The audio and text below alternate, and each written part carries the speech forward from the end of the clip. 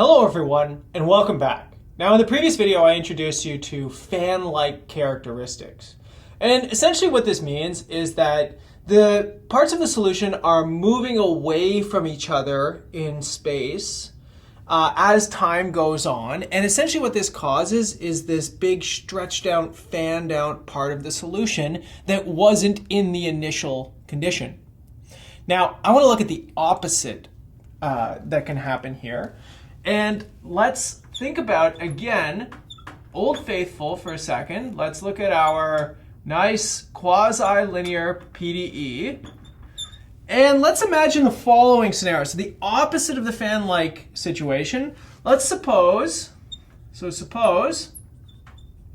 that C of P1 is bigger than C of P2, where in my case, I'm going to have P1 is equal to f of x1, so just some initial starting point, and P2 is equal to f of x2. And so here's the sort of situation, well, that you could have if you have space and you have time. Well, one possibility here is if this is at x1, and maybe this is at x2, this characteristic is moving out like this, whereas this characteristic it has a slightly less of a slope, and so then it hits at some point in the future, at some time in the future. Now, it might not be immediately obvious why this is a problem, but this is definitely a problem. Why? In our situation, solutions are constant along the characteristics, right? And in particular, the solution takes the value P1 on this characteristic, while it takes the value P2 on this characteristic. So at this point here, this predicts that my solution is equal to P1 or P2, right? Or is it both, right? It's a multi-valued function. That's not a function anymore, right? And it can only have a single value to be a function. So does it take both values? But the answer here is that actually the method of characteristics does not apply here, right?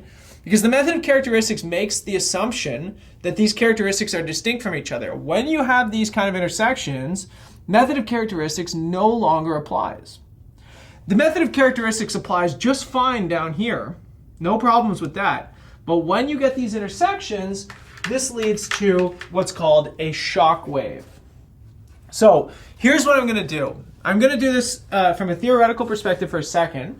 But a shock wave comes from, it comes from when you have a jump discontinuity in both the density P and its velocity. So the way you can think about this is maybe if this is space, sorry, I need my pink back. Here's my solution up on the left, which I will call, if this is the shock point, xs, then I would call this pxs from the left of t, this point right here. And maybe there's a jump discontinuity here, and I get something that looks like this, and I would call this pxs of plus at t, right? So it's both a jump in the physical solution itself, but also in the velocity of that solution coming from the shock wave jump as well, okay? Now, moreover, this shock wave, the location of the shock, could move in time. It should move in time, right? And so, on either side of the shock wave, this equation still applies, right? As I said, away from these intersections of characteristics, life is good. I can use the method of characteristics. So here's what I'm going to do. I'm going to use some mathematics. We have the idea that this is going to be conserved, the full density of, if we're talking about the traffic flow, the density of cars, the full density will be conserved over the entire domain. And that means that even at the discontinuity, we should have this equation right here. Pxs minus, let me write this and I'll explain what it is in a second, okay? U xs minus t minus dxs dt. So xs is the location of the shock wave as a function of time, and this has to be xs plus t u xs plus t minus dxs dt. And essentially what this says is that the relative inflow at the shock wave is equal to the relative outflow, right? So we're never losing cars, for example, if this is describing cars. This can also be used for gaseous combustion equations as well. So that would be like never losing particles, right? And we already made this assumption that there's no exits on the highway, for example, or no exits on the road that we're considering. So I can't lose anybody at the shock wave point. So I still have to have this sort of conservation equation right here. Now, if I rearrange this equation, I get the following. I can isolate it for the location of the shock wave, or the derivative of the location of the shock wave, which gives me, and I'm going to use the fact that P times U is equal to Q, which was my original that came from the traffic model, so you might have to refresh yourself from 2 videos ago. But this is just Q of xs, plus at t minus Q xs minus at t divided by P of xs plus at t minus P of xs minus at t. Now, in this case, we typically denote these terms using these square brackets, sort of in right endpoint, left endpoint. These are sort of limits, if you will. This is a complicated expression, though. Technically, it's a differential equation, but it is an implicit differential equation, or it's an unknown differential equation because we also don't know what P is necessarily, right? So it's not the easiest thing in the entire world to work with. But nonetheless, it technically gives the speed of the shock wave, right, as a sort of characteristic curve itself. This is called the Rankine-Huginot condition, okay, the RH condition. And what I want to do is I want to put this into practice. Let's do an example so that you can actually see how this works. Let's go back to the previous equation that we had in the last video. So I'm just going to keep, everybody's life simple. Use 2p here. All right. And we're going to apply this Rankine-Huginot equation and try and understand these shock waves a little bit more. And here's what I want to do. I want to look at an initial condition. It's going to be sort of the backwards version of what I had in the last one. So I'm going to flip the values here. Remember with the fan-like initial conditions, I had them backwards. I had 3 below 0 and I had 4 above 0. Here, the back of the wave is the faster part, right? So if you sort of draw this,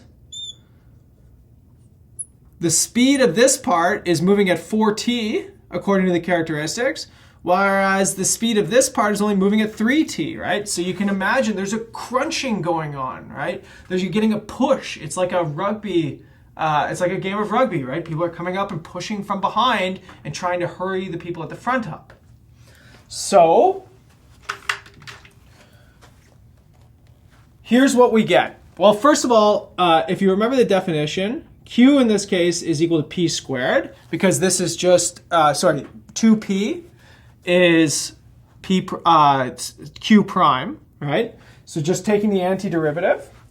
And so essentially what we get is that the location of the shock, the speed of the shock is equal to, well, in our case, it's just this Q over P, right? And these square brackets just denote the evaluations here, which is just going to be, in my case, P squared over P. Now, these things can't cancel necessarily because you have to be careful. You have these limits to take care of. but this is what's happening at the shock. Whereas away from the characteristics, we have the following. dx dt is just equal to 2p, which gives us that the characteristics, again, you sort of already know how this works, and you've seen it before, p of x naught, comma 0 times t plus x naught. And so if we calculate the speed of the shock, so the speed of shock, well, if we start plugging in values here, so clearly the shock is at x equal to 0, right? Because that's where you have the jump discontinuity in your initial conditions. All of the characteristics are parallel at the back. They're 4t, right? They have a slope of 4. All of the characteristics at the front of this thing for x positive are parallel. They have a slope of 3.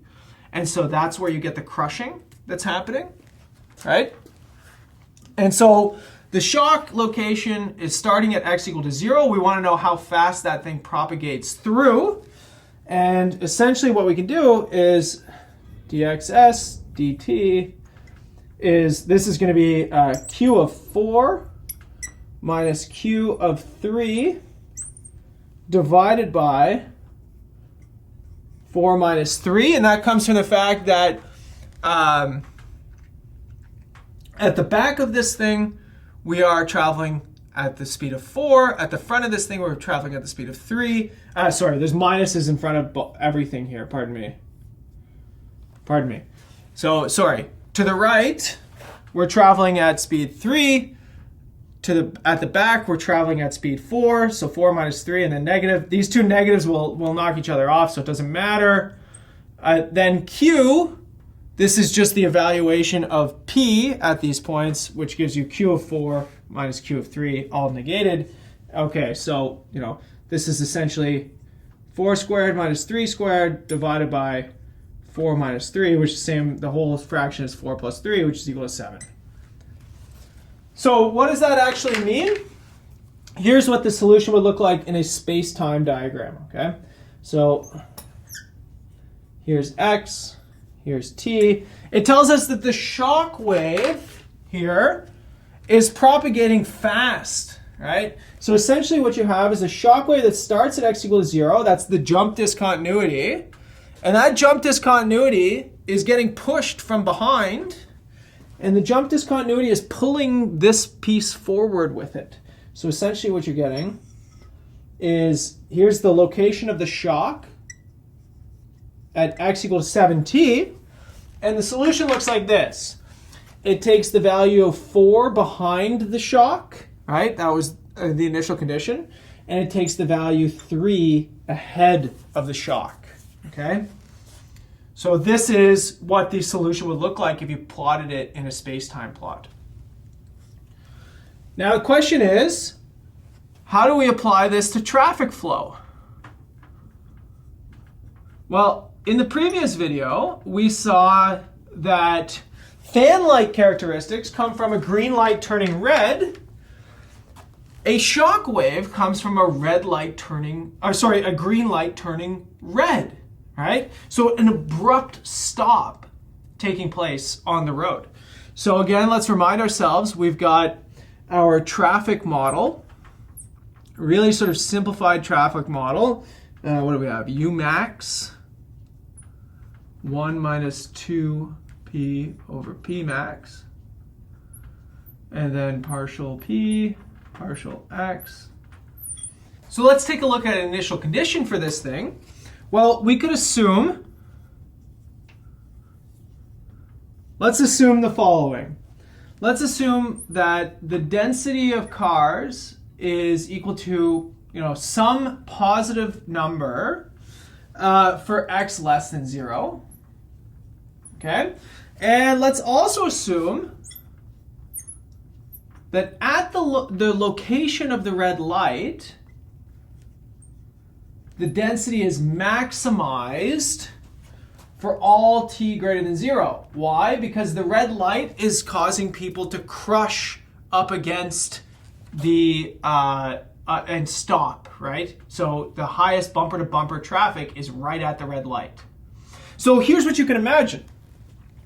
The shock wave of the light turning red is going to propagate backwards, right? Because all of these people were moving, right? Because we haven't hit the maximum density, there's still some speed of characteristics here. And so therefore, you can imagine that, you know, the first person comes up and hits the light and stops, then the next person comes up and stops behind them, and the next person, and the next person, and the next person. And it takes longer and longer the further back you are to notice that you're stopping for a red light, right? So you have this sort of shock wave propagating backwards. Now, in our case, the characteristic equations will look like this.